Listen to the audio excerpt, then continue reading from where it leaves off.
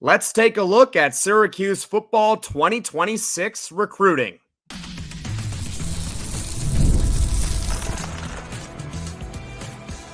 You are Locked On Syracuse, your daily podcast on the Syracuse Orange. Part of the Locked On Podcast Network, your team every day. Hello, everyone, and welcome into Locked On Syracuse. I'm Jackson Holzer, and thank you for making us your first listen of every single day here on the Locked On Podcast Network, where it's your team every day, and we're free and available wherever you get your podcasts. And on today's show, we are joined by Locked On recruiting expert Brian Smith to go over Syracuse football 2026 recruiting. So far, the Orange have 3 commits in that class. They got a 4-star visitor this weekend, and they are also talking to a 5-star wide receiver. And we're going to get to Brian Smith's comments on him later in the show because, well, they are pretty funny. Today's episode is brought to you by Gametime. Download the Gametime app, create an account, and use code LOCKEDONCollege for $20 off your first purchase. Terms apply. All right, so let's get into the 3 commits to lead off the podcast here. And let's start off with the highest ranked of them all, and that is Izayia Williams, a 6-foot, 200-pound linebacker from Florida. He is a 4-star top 50 prospect on 3 recruiting services. They're on 3, 24/7 Sports and ESPN. Brian, how does he profile at the next level? Multi-talented kid. I think you could play him on either side of the ball. Isaiah is a good young man. I would say will linebacker. Long-term is where he'll end up. Where he is initially depends on how much he adds weight. You got to remember, he has 2 years of high school left, so it's iffy. He's in the neighborhood of 200 pounds or so, a little more now. He'll probably be a will to start, but he might be, because he's so athletic, able to play that star position, as like Saban called it, the overhang linebacker / safety. Man, that kid can really move laterally. The good news is you don't have to peg it, because all the packages they have in college football, 4-2-5, we go dime, etc., you can move him around. He's positionless, which is important. You got to have linebackers that can maneuver against the spread offense that has 2 tight ends in the game or 5 wide receivers. He can play against either. Really talented football player. Right. And you mentioned something up the top there. Maybe you were alluding to just his versatility, but were you also saying that he's a 2-way player potentially? Athletically, you could put him at running back and he'd figure it out. Really? Oh, yeah. Has he been used there at all in high school? I don't think so, but like he's just physical and he's got a natural ability to stop and start. I like 6'2", 210-pound running backs. Yeah, I'm sure Syracuse probably does too. But like I haven't met a single person that says I don't want a big running back who is fast. If they do, they're out of football in the very near future. Yeah, he's a kid that could be an H-back. He could be a flex tight end. Yeah, that's just a good football player. What do you think his ceiling is? Be in the NFL. He has the speed to do it. The ability to stop, start, break down into a football position and go laterally is the closest equivalent to the barometer that's most important in the NBA. Who are you going to guard? I don't care how much you can score. Yep. You can't guard somebody outside of like Steph, who's not exactly a dominant defensive player, but he's going to score 25 or more. Okay. They got to put up with it. Outside of those guys, everybody else got to guard somebody or they gone. He can break down and move laterally with guys that weigh 30, 40 pounds less than him. Can't teach it. It's God-given. So he's a very good cover linebacker is what you're saying. Yeah. Like, again, name a coach that doesn't want that a part of their program. And I will show you a coach that's soon to be unemployed. You know what I mean? It's everything now. Linebacker is the least valuable spot in recruiting, in my opinion, because it's almost impossible to get somebody to do what's necessary. You need to be able to take on an offensive guard that weighs 320. Good luck. And you still got to be able to cover a running back one-on-one that's 180. That's just not realistic. It's not realistic.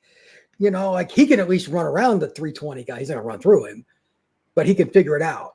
Like Ray Lewis even wasn't going to run through that guy, but he'd take angles, etc. If this kid takes the coaching right and all that, the sky's the limit because he can run with kids that are smaller than him. Again, it's God-given, and he knows how to do it. So I think that's a guy that you can even use him as a blitzer on 3rd and 6, whether it's inside, loop him around, play the straight up edge, bend and go around the curve. Isaiah is very, very gifted. Awesome. And I'm going to ask this question for each of the three recruits here, because obviously we're talking about 2026. There is still a ways to go before these players can actually sign with their respective schools. How easy or how difficult is it going to be for Syracuse to hang on to this kid? Extremely difficult. Everybody in the country wants him. When I interviewed him a month or so ago, like Florida's coming after him. Just as an example, Florida's maybe an hour and 15 minutes from where he lives, maybe an hour 20.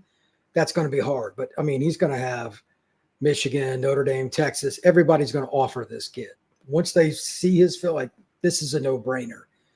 It's hard to say where he'll end up. But Syracuse, when I asked him, why'd you commit? He said that the coaching staff had built such a good relationship with him, he just felt comfortable. Okay. But he still has high school. I mean, I get it. But that's a 16-year-old answer. What is the 18-year-old answer? So That's the question. I don't know. But I do know that he will end up in the top 100 conservatively. He might end up being a 5-star recruit. He's a very, very good player. The offer list will be through the roof. 40 conservatively offers is what he'll end up with. Do you think that Syracuse is going to let him take visits elsewhere, or are they going to try to lock him down? There's two ways to look at this. Certain schools try to do that, and there's different barometers for it. Like Clemson, I want to preface this by saying that I remember you mentioned about CJ May and why he decommitted from Notre Dame. They wanted to try to lock him down, so that's why I'm having you answer this. Yeah, it's very, very touchy. Like Clemson's the worst about it. If you take an unofficial, they might pull your scholarship. Notre Dame doesn't like it if you take an unofficial, but it's not as likely. Those are the two worst. Ohio State used to have that rule. And then this guy named Jeremiah Smith, who lives down near where you're from, said, I'm going to do what I want to do, and I'm number one player in the country, and Ohio State had to eat it. I haven't heard anything about that from Ohio State since. Certain guys get different rules. So if especially with South Florida kids, you're wasting your time. They are going to take visits come hell, come high water. It's not quite as bad where Izayia is. He lives just a little bit outside of Orlando, but the chances of him not taking visits are about zero. If they go with a zero tolerance policy, he's not going to Syracuse. Florida kids are different, man. Coaches hate that, and they don't like recruiting the Florida kids, but it's got the most talent arguably in the country. So it's kind of hard. You're stuck in between. Clemson doesn't recruit Florida as much as they used to because of that. They know most kids, they won't take visits. And Dabo is about as old school as we all know as anybody in the world. He hates even the transfer portal, which you got to use nowadays. Don't tell him that. Don't do that now. He might get angry with you. I don't care if he gets angry at me. He's objectively wrong. You have to use it. Every other school's using it. Yeah, I know. It's even if it's just 2 or 3 guys, it's a poor decision. The point is still the same. I don't see how Syracuse in their position, if Kirby Smart lets kids take visits, how is Syracuse? Right. You know what I mean? So I think he'll take visits, and Syracuse is just the leader. That's how I look at it. Fair. Well, I'll take being the leader over not being the leader. So that is exactly right. You'd rather be the incumbent, right? Yes. Don't talk about the presidential race, though.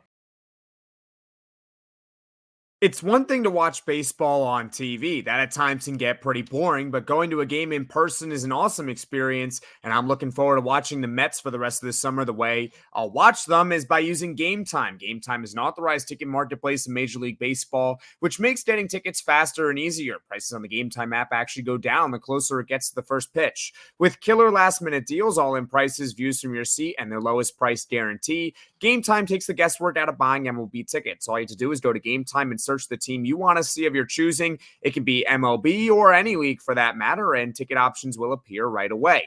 My favorite part is the all-in pricing feature. Toggling this feature shows the total up front with no surprise fees at checkout. Take the guesswork out of buying MLB tickets with Gametime.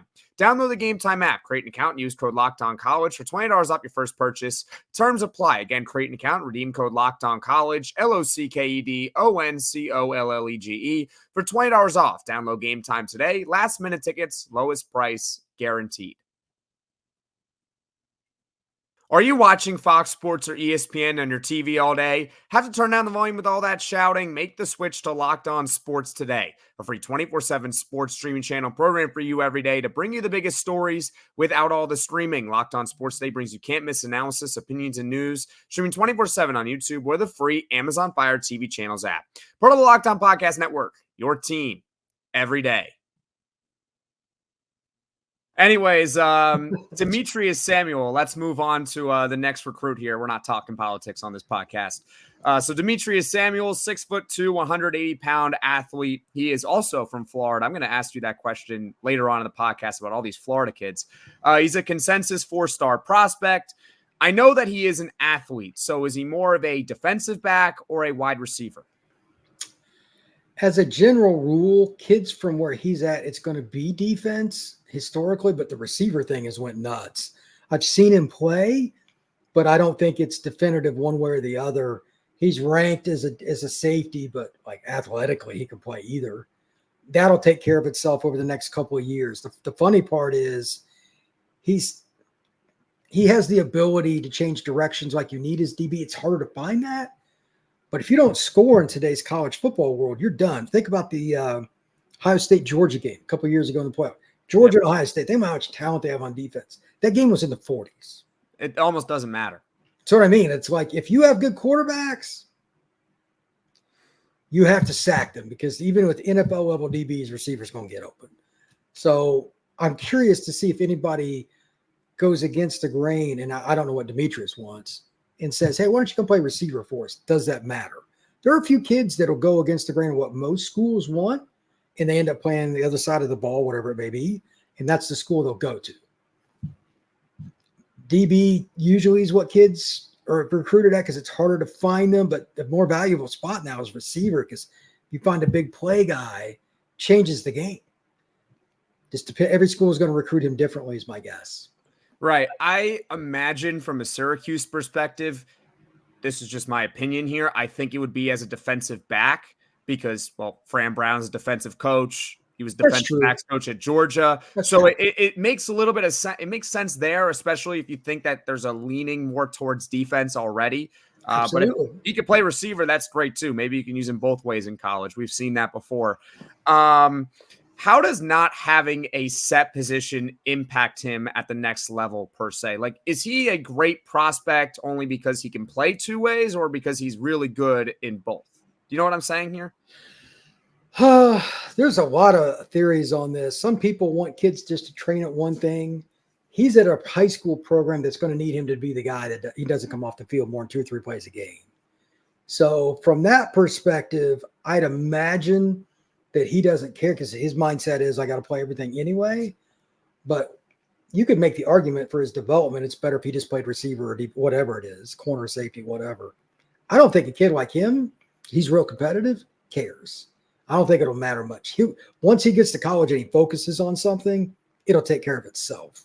I don't think it matters much. Fair enough. I remember Jabril Peppers. This is more of an extreme example at Michigan. And he was like the best player in college football, but coming into the NFL, it was like, he doesn't have a set position. Like he's not really great at any particular area, at least from an NFL perspective. And lo and behold, he's not the greatest player in the world. The way I would, if anyone's confused here, it's basically like if Shohei Ohtani in baseball was a average hitter and an average pitcher instead of being, a great hitter or a great pitcher. Yeah. Like do you focus on one or do you just be average at both? That's what I was asking about Demetres Samuel. He's the modern day Babe Ruth. I don't think you can use him for. I was just saying, imagine if Ohtani was an average hitter and an average pitcher. Like, would it be better if he just focused on one of them and just be really good at it? Obviously, Ohtani is a little, he's pretty good. How easy or difficult will it be to hang on to Demetres Samuel? That one is a little more difficult to say. He's from an area that doesn't get recruited quite as much. He's from the coast. I'm not sure how many teams will go after him as much. He doesn't have the same skill set at a position that's unique, like linebacker, that's so hard to fill, but he's a DB and like he's 6 foot, give or take, and he's real twitchy. He could probably play corner. Most people list him as a safety, but he's pretty athletic. So if people think he can play corner, then all bets are off because that's so hard to find guys. But if he's a safety, I don't think as many guys will come after it. It'll depend on the definition. But again, any Florida kid, it's automatic, man. Everybody and their brother recruits Florida, whether they want to or not, because they have to.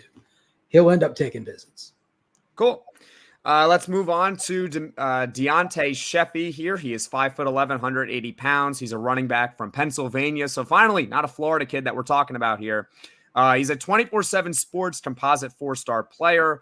What type of running back is he? The best way, and I'm not saying he's the same player, so please excuse the example. Kyren Williams, a guy that's kind of versatile, can tote the football several times, take the pounding, but he's going to make guys miss, catch the football. I think that's the kind of kid that it's ironic. He's from State College, like he's from where Penn State is at. But Penn State recruits running back national. Heck, they've got a kid committed this year from Arkansas that's a running back. It's bizarre.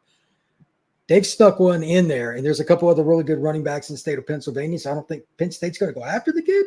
They're kind of lucky. But, well, he's a good football player. He could play at Penn State or anywhere else. That's a great pickup for the Syracuse Orange because I love versatile backs like that. Again, 3-down guy. He can help you in the pass game too. So, good football player. I might be drafting Kyren Williams in my fantasy draft in about a month. You should consider. He's a pretty good player. You think? I picked him off waivers last year, and he did wonders for my fantasy team. I bet he did. He did probably for a lot of people. You know that team still didn't make the playoffs? Like, my fantasy team last year was loaded, and I didn't make the playoffs. I know Kyren Williams was on it. I didn't have Puka in that league, but I know someone else who did. But I had a loaded team. I just didn't have a good quarterback. I didn't make it. That kind of matters, too. Because my strategy is typically wait on the quarterback. I might have to change it. I might have to take Mahomes or Hurts early in the draft or something. A little bit off topic from D'Antae Sheffey, but I just brought it up because of Kyren Williams. Once again, how easy or difficult is it going to be for Syracuse to retain this kid? If Penn State goes after him, good luck. If they don't, he's going to Syracuse. That would be my guess. Like, again, he's from right down the street. I'm sure it probably irks him they didn't get an early offer or whatever, but they recruit running back at an elite level. I don't know. They've got another kid in state they've got committed, etc. We'll see how that goes, but man, you're talking about a kid right in your backyard. It'll be interesting to see what Penn State does. That's a really interesting question. Is Penn State like the gold standard for running backs per se? I mean, I know they had Saquon Barkley there recently. In the last 5 years, them and Georgia, Barkley kind of sets a trend. He's a top 5 pick. So yep. That's self-explanatory. But they're so good. They got 2 guys that are going to be juniors this year. They're both going to turn pro. So people look at that. I get it. So that might, I mean, because you said they go nationally, that might be why they don't look at maybe a guy like Sheffey unless he's really that great. I mean, I'm not saying Sheffey's bad or anything. It's just, they can get the top guy in the country. He's right down the street. It's like, wow, they didn't take, I was surprised by that. Whatever. All right. Well, that's Penn State's loss, I guess. Syracuse's gain. I mean, if Penn State goes after him and changes their mind, there's still plenty of time. So we'll see what happens with him. All right. So those are the 3 recruits in 2026: Izayia Williams, Demetres Samuel, D'Antae Sheffey. Hopefully Syracuse could keep all 3. Brian, what do you think the odds are that Syracuse keeps all 3? And then I'll ask you the question in reverse. Probably 0. Okay, 0%. But what are the odds that they lose all 3? Maybe 20%. They'll get one of them at least. The kid we just talked about is most likely because he's closer to home. But I mean, Fran's a really good recruiter. Like he's not just good. Like he is really, really good. Yeah. So I would imagine the hardest to get would be Izayia. Sheffey's probably the easiest, and then the kid from the coast. I mean, that's a little more unique because he's a normal size DB. But just getting Florida kids, man, it's just so hard. They're so hard to predict. Locked On has launched the first ever national sports 24/7 streaming channel on YouTube, and now it's also available on Amazon Fire TV in the free Fire TV channels app. Locked On Sports Today is here for you 24/7, covering the top sports stories of the day with the local experts of Locked On, plus our national shows covering every league. Find Locked On Sports Today now available on the free Fire TV channels app. All right, well, I'll ask you the Florida question soon, but let's move on to the visitor this weekend. And that is Ayden Pouncey, 6'1", 155-pound safety from Florida. So I can already imagine where he can improve, 155 pounds. Consensus 4-star prospect. He is visiting Syracuse this weekend, as I mentioned. What other schools are chasing him? His list is about to change quite a bit. He was at Under Armour. He's 6'2 plus now. He's gained some size. He's over 160 now. That's a kid that's going to be a national recruit. He's from a really good high school, a really good area in Orlando, really long. I would be surprised if he doesn't end up with 25 plus offers. The Florida's, Miami's, the whole 9 yards. And he's got some of those already. It's by the middle of this fall, he'll be a kid that's got an offer pretty much everybody wants. You know, you might have SC, Notre Dame, Ohio State, etc. Syracuse getting him on campus early. This again, shout out to Brown and his staff. This is not easy because this kid's going to have like the in-states going. It wouldn't shock me if Georgia offered him, like as he fits the length pro. Like his arms are forever. I've met the kid. That is what you're looking for, 100%. So I find it interesting they're getting him on campus. That's a great job because he could have went to a lot of these other places. Why is he going to Syracuse? Relationships. You got to give him props, man. That's awesome. It's great. I mean, I mean, we've talked about 2025 because I know this podcast is mainly about 2026, but in 2025, yeah, they haven't landed everyone that they have obviously wanted to get, but you know, there's still time to maybe flip them. I know they're still going after CJ May, even though he committed to Louisville, but regardless, they're getting them on campus. They didn't used to do this, yes. Or it's been a long time since they were able to do this, maybe the early 2000s. I'm going to ask you the question finally about Florida here. So Syracuse really appears to be targeting Florida a lot in 2026. Not as much in 2025, though. Why do you think that is the case?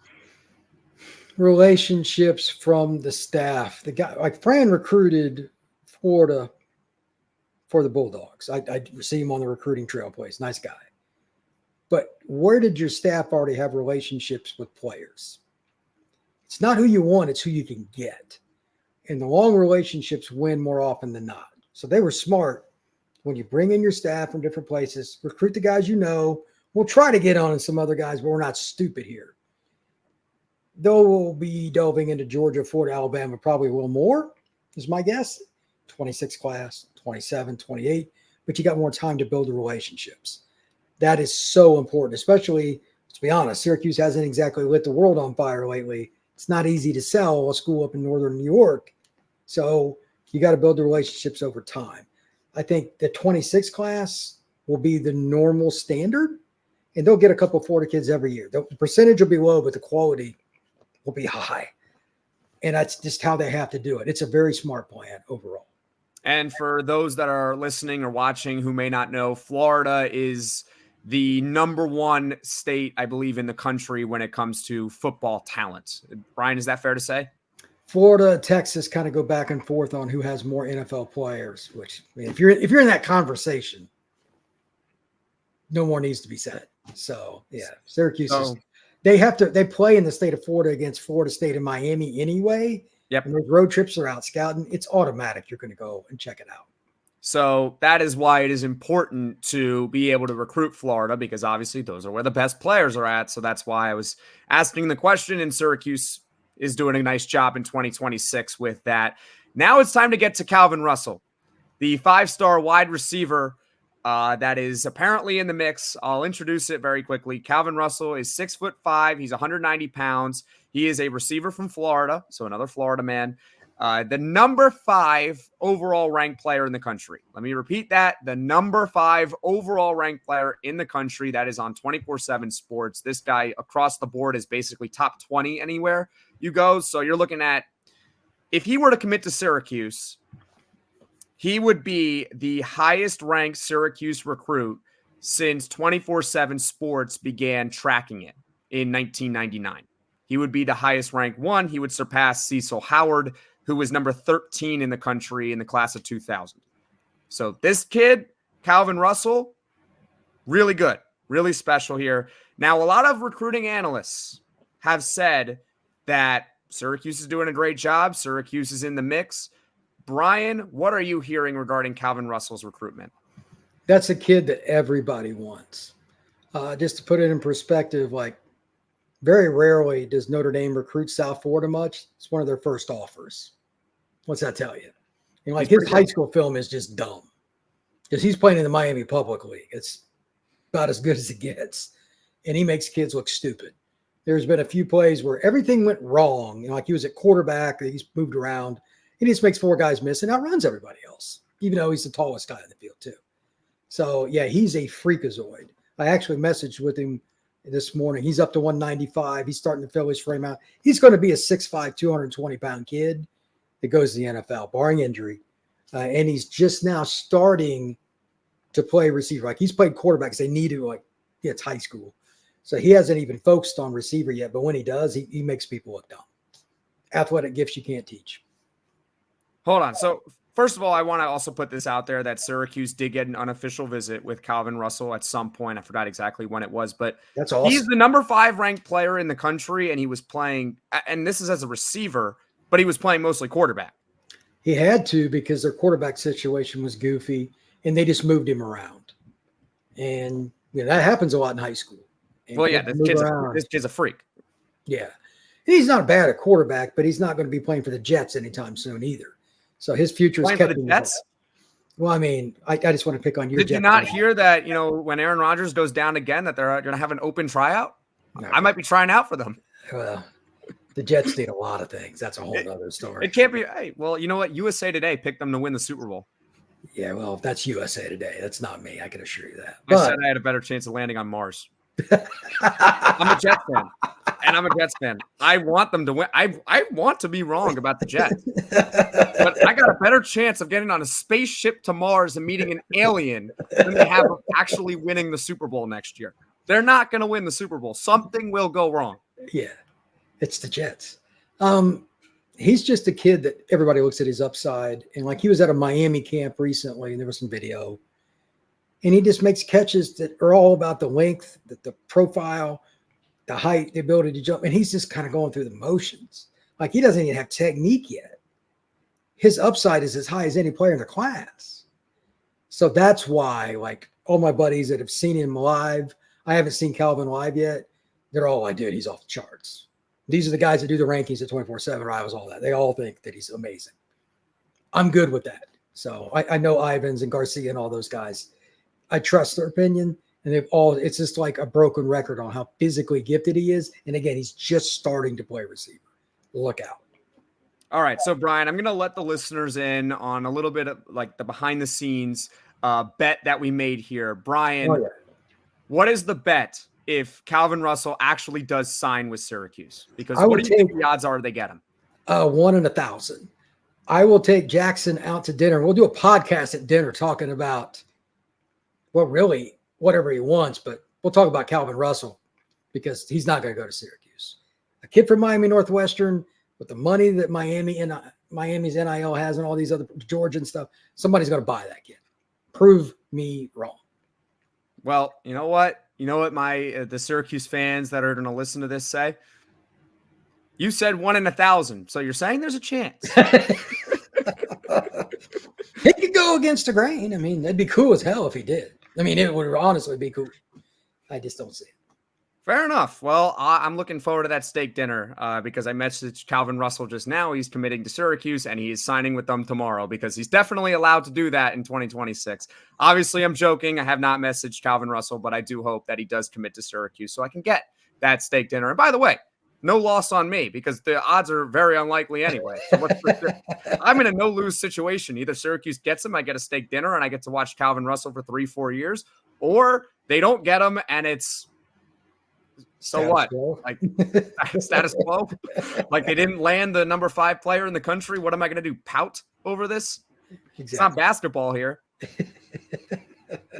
Anyways, Brian, is there anything else you'd like to add? No, I just think that Syracuse fans really need to pay attention to Southern recruiting with the 26 class. You'll see it pick up quite a bit. Awesome. Well, thank you so much for taking the time, Brian. Absolutely.